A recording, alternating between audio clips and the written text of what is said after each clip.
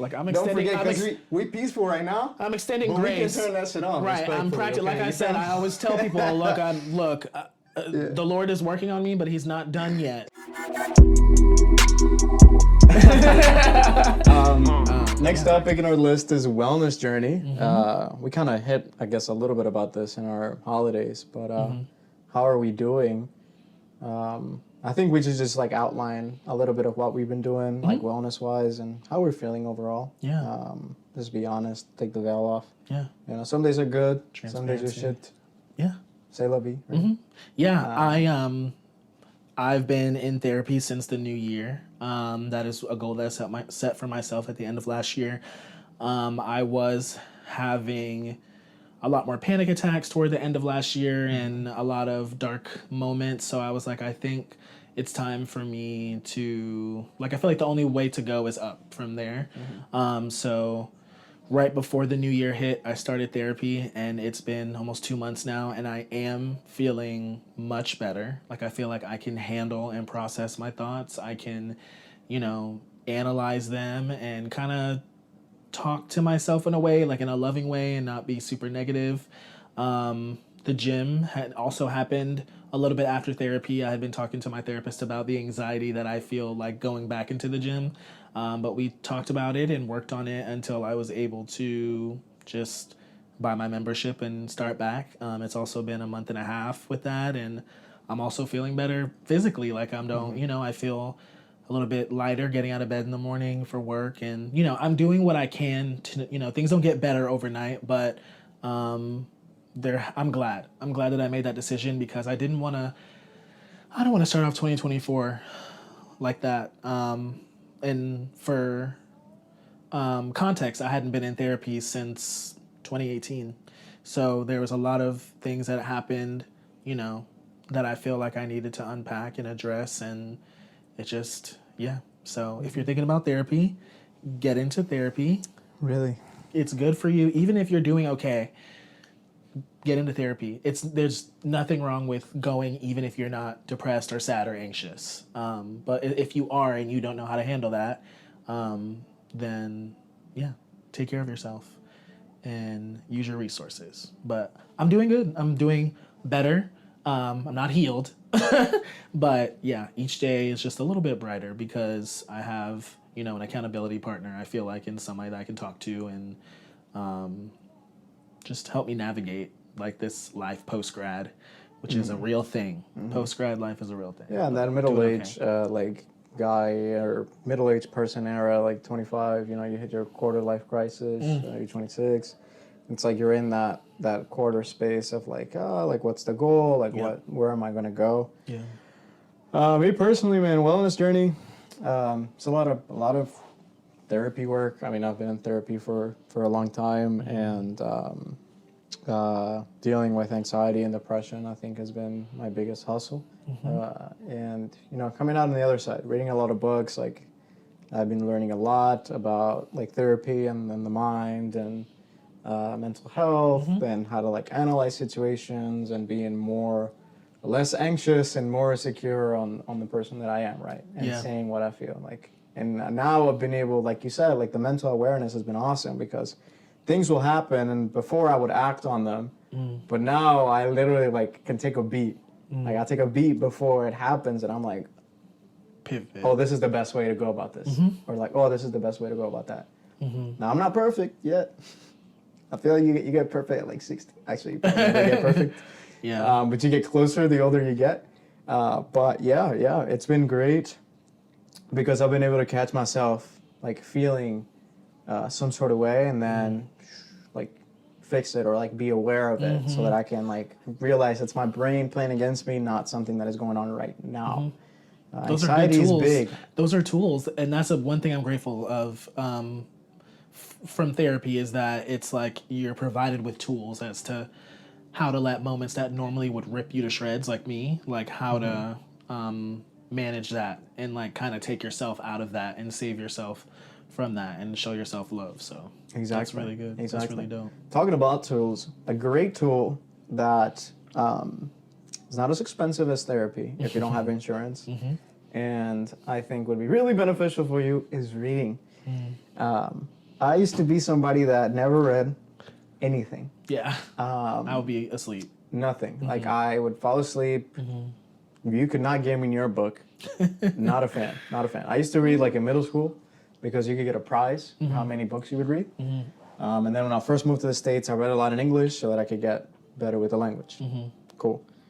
After that, never read. Never read. I barely did readings for class. Could not. Reading comprehension was 0. Like, I used to hate those we used to read those dumb stories and then take like a 10 question. I used to read like a page and had to go back and read it like 3 or 4 times. What did I even just read? Yeah. Or I'll be like thinking about something else. And like what's mom cooking tonight? Honestly, ain't nobody worried about Sally in this story. But like anything, a practice, you get better at it the more you do it. Yeah. And I've got, again, like in our goal of like bringing you some great stuff to look at. If you can't afford therapy, I think reading is a great way to sit with your thoughts. It forces you to be one-on-one and be in the moment. And especially when you read something that is a book about like mental health or like about society or about like rules of like the world. It's so interesting to me because these are things that apply to things that you do every day.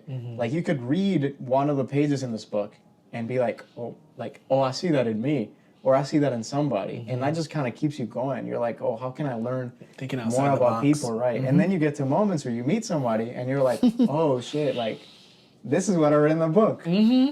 Oh, it's real. Oh, I'm playing these hands for real now because you're taking the experience of somebody else and using it to your advantage, which is amazing. And experience that a lot of us didn't get from our family, which is fine, you know, because they did the best that they could. But right. I mean, realistically, they can't teach you every single thing you need to know. Exactly. You know, I feel like as far as life goes, you're still learning. You're still learning indefinitely. Always. So you could be 80 and still learn something new. So any chance that there is to like, you know, cut a corner or learn from somebody else's mistakes or learn from somebody else's experiences, always take it because you can at least get 2 steps ahead. Yeah, and the younger you are when you realize that, the better. I used to be one of those that was like, oh, I can't. I'm going to figure it out. Like, I got this. Psych. Rude awakening. Why do that? Hello. Why? Why do that? When you can cheat, like literally. Cheat code. Why? Like, very true. Really, respectfully. Yeah. Like, why do that when you can just get closer by using these tools? So, first tool I'm going to shout you out here is John Bradshaw. It's called Homecoming, Reclaiming and Healing Your Inner Child. Great tool. Literally goes, like, the first chapter is about outlining, like, the different emotions of, like, kids with childhood trauma. And also, like, outlining what childhood trauma is, because a lot of people don't, like, know what that is, right? Like, there's so many ways of it. Like, so many levels. Receiving a lot of love is childhood trauma. Yeah, there's different ways to, like, for example, like, this book, he goes into, like, sexual trauma, right?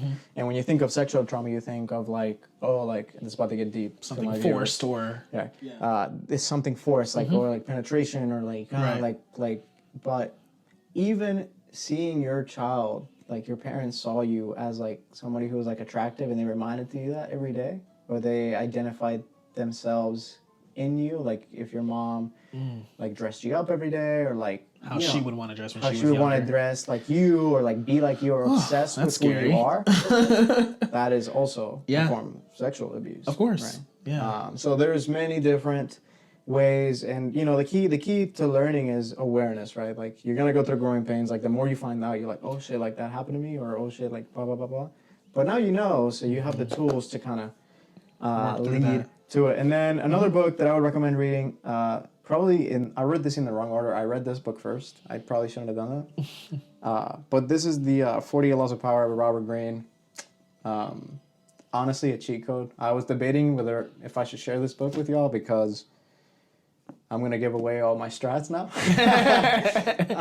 All your secrets. This is like, you know, I don't know if you noticed a change in me like in the past like month or so, but like this book here, it's just amazing. It's amazing for environment. It's amazing for gaining control, like, over what your environment looks like. The 48 laws of power. Power, right? And because really, like every interaction is about power. So this, like some of the laws are like play with people's fantasies, or discover each man's thumbscrew, or be royal in your own fashion, make other people come to you, win through your actions, never through argument. It's massive. Ooh. Right? Like, this book is amazing. Win with your actions, not with your argument. Not with your argument. Dang. Yeah. Essentially means that you can't go about like discussing with people like one-on-one. Like right. You literally cannot win. Like a comedian said the other day, you cannot win any argument by talking. It is impossible. Somebody will be hurt. Like, and that's not winning. You win by actions, right? So you actually applying change. Exactly. So like, oh, like somebody gets onto you on the dishes. Your parents like, oh my God, like nobody cleaned the sink today. What's going on? And they get to you on that every single day. Your child will never listen to that. They'll bleep it out one ear, come out the other. But if every time, like you as a parent put something on and you clean it and you wipe it and you show, right? You show. You don't. This is what you're supposed to do. Yeah, you just show. You invite. You're like, hey, come hang with me. Imagine this. Oh, I'm gonna put y'all on. Imagine you're. I had a lot of time to think about this. Imagine you're like, the sink is full of dishes. This is just an example of that specific rule, just to show you how great this fucking book is. Respectfully, you're doing the dishes, or the sink is full. Your parents like, oh my God, like you're so like lazy. You're so yada yada yada. Like you're such a mess. Like why would you leave the sink dirty? They called you a mess. They called you. That's playing in your head. You might think it's joking, but it's gonna stick with you. It will for sure. Yeah, and then they're also upset at you, like it's not giving you love, right? And they also just expended a lot of like emotions at you, like a lot of like emotions. That's a lot to do. But imagine this. Boom, boom, boom. The sink is full. I come. I'm like, hey, Shaq. Hey, how you been? Like, how's school? What's up? Oh, like, I heard you were playing in the park today. Oh, I heard you were in a play coming up, and I'm doing the dishes as I'm talking to you. I'm doing them with you. And I heard, oh, you singing that song by Neil? But I'm like, yeah, how's that? Oh, that's great. At some point, you in your head are going to feel bad, and you're going to go and pick up the dishes. Without you even having Without me even having to say anything. And you're going to love me. And you're going to love me because I cared about you. Yep. You see that? Yeah. Basically, there's a hidden message without the trauma or abuse that could come with wording and like arguing and being upset. And, yeah, that's a good point. That's a good point. Never be upset. And look, I'm guilty. Like I could read more. I feel like a lot of my friends have been reading. A lot of the people in my life have been talking about the books they've been reading and what they've been learning, and I'm just like, oh Lord, like okay, I think I need to probably read something find something that's interesting to me. Sometimes when I was younger, I always preferred to write over reading because I would rarely find a book that I was genuinely wanting to finish. But yeah, that's inspiring, bro. It's certainly a hustle. Like finding the right book. There's a lot of literature out there. Like, and I have a lot of books that I haven't even touched. Yep. And I probably won't. Because some of them start kind of boring. So reading is fundamental. Yeah. Learn from other people's experiences. Videos are good too. Like if you like to watch like the YouTube videos, but there's something about like picking up the book and just like there's not a notification that's going to distract you. There's like nothing else. It's just you and this book and this moment. You play some bossa nova, you get some tea. You're right to it. 30 minutes a day, you'll be a better person. Reading makes you smarter. Importance of family time. Oh my God, dude. Ooh, yeah. I feel like we already maybe a little bit touched on that's it. kind of a great segue from this. Family time is important. Family friend time too is important. Like see your friends, reach out. Don't feel like you're a burden to people for reaching out. I struggle with that. Yeah, me too. In many ways, like I feel like I have to force myself to like be like, yo, or like let's hang out, or even people that I really care about. Like sometimes I feel weird just like reaching out and stop that. Reach out, and if they don't want to hang, like they'll just let you know. Yeah. Make plans, and if they cancel you, I mean, like, just keep making plans. Yeah. Because, I mean, honestly, like, everybody's got stuff going on. Really? Yeah. And they want to spend time with you. There's nothing worse than, like, But being sometimes it's alone. bigger than you. Sometimes it's bigger than And you. that's one exactly. thing I struggle with as well. I'm like, dang, do you hate me? But I'm like, Shaquille, their life is not the Shaquille show. It's the insert person here show. And right now, I'm a background character in this week's episode, and maybe next week we will, I'll ask to hang out, and then we can hang out again, all as well. But like sometimes, back in the day, I used to be like, ugh, like this person doesn't like me anymore, blah, blah, blah. And I'm like, nah, like they just have their own lives and their own issues going on. So just be mindful, you know what I mean? Like, definitely read the situation and the person for what it is and who they are, but also give grace. I think extending grace is something that I'm working on, and trying to meet in that middle of like being honest and not assertive, but just like factual about what I'd like out of a friendship, but also respecting other people's like situations and boundaries and stuff like that. So yeah, that's another thing I've been talking about in therapy is like how to determine like what, you look at all your friendships and they're not all the same, but like some of them, you may not naturally feel as excited about as others, and that doesn't mean anything. A lot of things happen, through time. But yeah, I really just want to be mindful of who I'm spending my, time around, and thank you. For those of you that don't know what just happened, he just closed the blinds, and because the sun was definitely in my eye a little bit. Yeah, I can see it in the camera. But yeah, just being mindful about who you're spending your time with, and what you want in a genuine friendship, and how to be a genuine friend. Like I feel like all those things, you still learn. There's still time to learn. Like you're not done learning, and you can always learn how to be a better friend. So yeah, Hell yeah. importance of family friend time is something that I think I am putting back in the top 3 of my Top tier. Yeah. Top tier. Because Yeah. even if like you don't like it's not even about intention. It's about, again, who you are. Like you can only learn so much like being by yourself too. Like you gotta learn from other people, and being around other people is key. Key. And it's also a key place for you to like develop yourself too. Like, you think about like you read a book like The 48 Laws of Power. It's great. It's a great book, but if you read it and you don't see anybody, Yeah. that's one of the laws actually as well. Like you gotta surround yourself with people. Like you gotta have a flock, right? Because like if you don't have flock, you have no power, really. And in the great thing about it is that if you have a flock, the thing is that when you go to another group, the level of confidence you feel is higher, even if you don't know anybody there, because you have a flock, right? Like you've proven to yourself that it's something you do. Yeah. Right.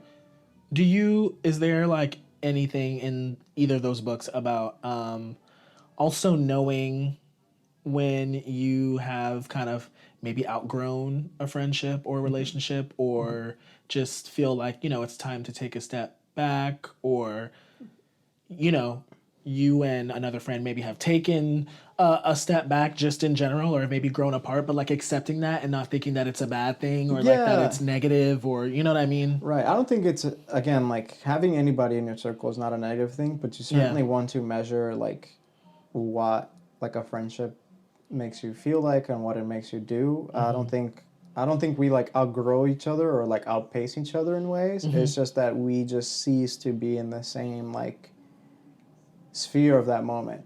But you always want to keep the option open, because you just simply never know. Like one of the rules is like never, like be careful who you say things to. Like don't never offend people, right? Like without base or without like a certain goal, or like if somebody's like a horrible person and you're never gonna, okay, great.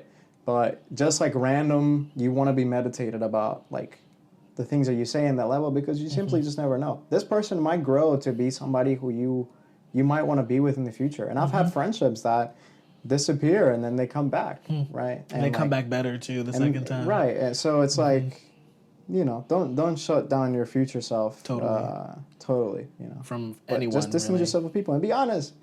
Be like, hey, like, I need some time. Like, oh, yes, I was out for a month. My bad. I'm back. Hey, and sometimes you just gotta do that, you know? I think with me, sometimes I'm like, I feel bad because I'm like, dang, well, I feel like I always expect my friends to treat me the way I feel like I would treat them, but like you can't expect somebody to be you or like do the things, you know, that you would do or like do the things in the way that you would do.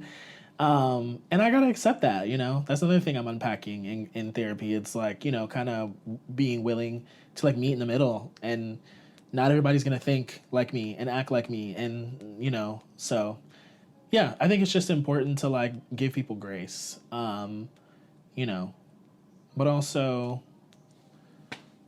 be mindful, be aware of what's going on. Don't just act like you don't know what's going on because that makes stuff worse.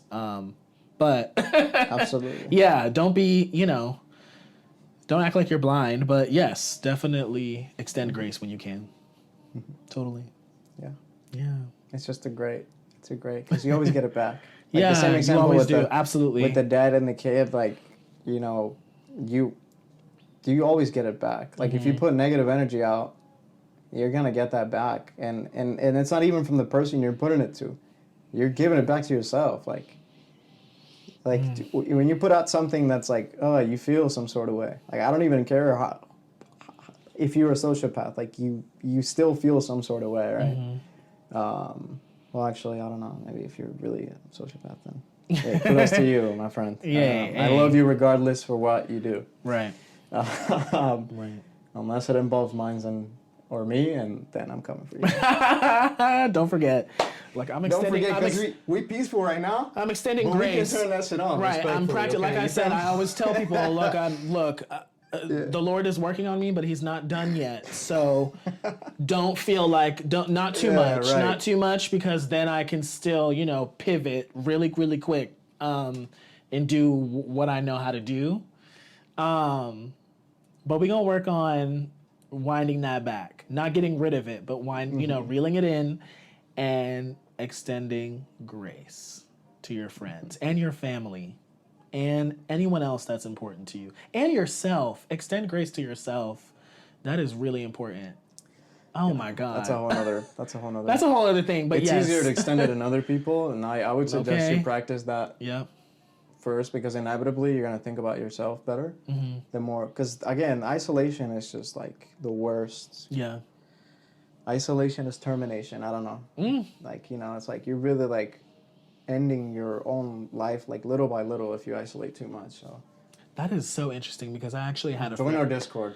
I actually had a friend that said, like, you know, Shaq, and she's a close friend, and she literally said this to me, and I accepted it because it was the truth. And she was like, sometimes I feel like when you're stressed, instead of being around like a support system, you do go home and isolate yourself and stress more and make things worse. And I'm like, yeah, I do. I don't try to pull myself out of that, you know? So I want to try to be more mindful and conscious of that and just do better. But Do that.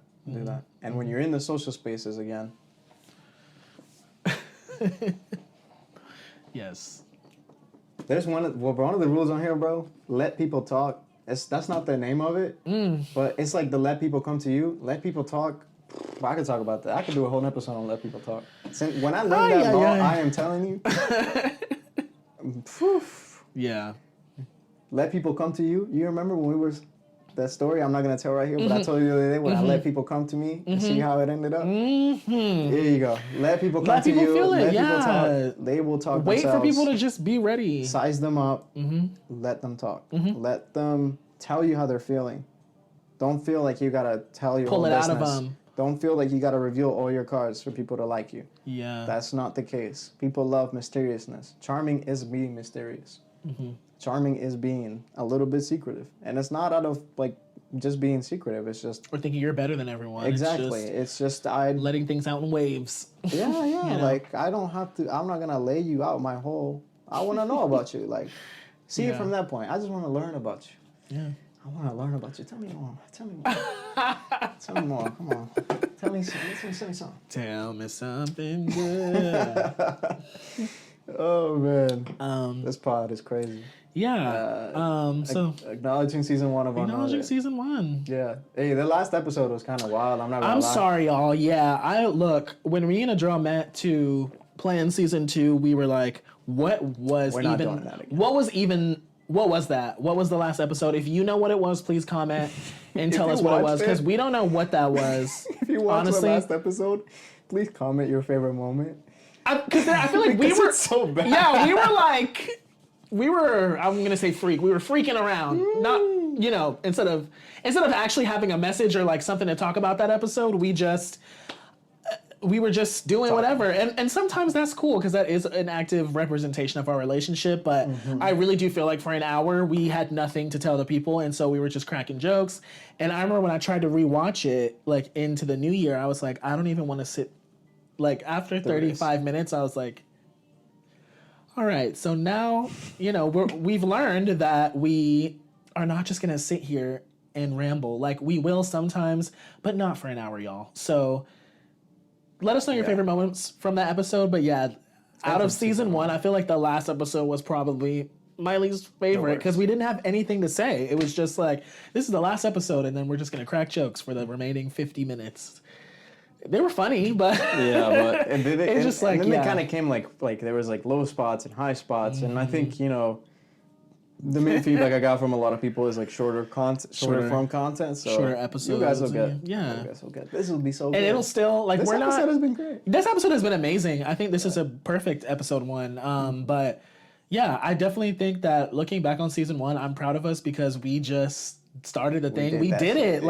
And then to, actually go through it and like figure out what we want and what we don't want and how we want to, maneuver this season and what we learned from last season and what not to do this season. Like, I feel actually more comfortable doing it. This time I feel like the meeting we had, when we planned season 2 was it was just such a good conversation. We caught up, and then we also like really, really talked about what we wanted this to be. And I feel like the changes that we are going to make are going to be awesome. The things that we talk about are going to be stellar. So stay tuned, y'all. This is going to be a good... Season 1 was good, but we're here in season 2. If this is your first time watching us, go watch season 1 and come back to this episode and tell us what you think, or what you want to see more of or less of. Not too much on that, though. And if you watch season 1, started like episode 2 or 3, I feel like those are the best ones. I think episode 3 and 4, me personally, are like the best. Like the editing is crazy. Yeah. So once we reviewed like the comments, the one with the comments was crazy because people were coming for us. People were coming for us left and right, but I love that. I feel like people were still wanting to engage. That was our 3rd video. That's crazy. Yeah. Like when it comes to like I'm working a lot on like digital marketing and when it comes to engagement, like on our 3rd video, we got so many comments that we could just talk about and like 3,000 views on that short, and we got people going. So like, we got like 10K views over last season. You gotta watch that video. Yeah. You gotta go back. Yeah, we did get 10K views. Unnoted podcast hit 10K views on YouTube over the course of we put out 10 episodes, 10 weeks. So, y'all. From zero. Yeah, from zero. We started our YouTube without knowing anything. Like just. Yeah. We're just making shit. That's why I feel like it's always good to like just be ourselves. But I feel like we just looking back on it, it's like we've learned like what we want to do now and how to be more specific and more efficient for this season. So I'm excited, y'all. Welcome back.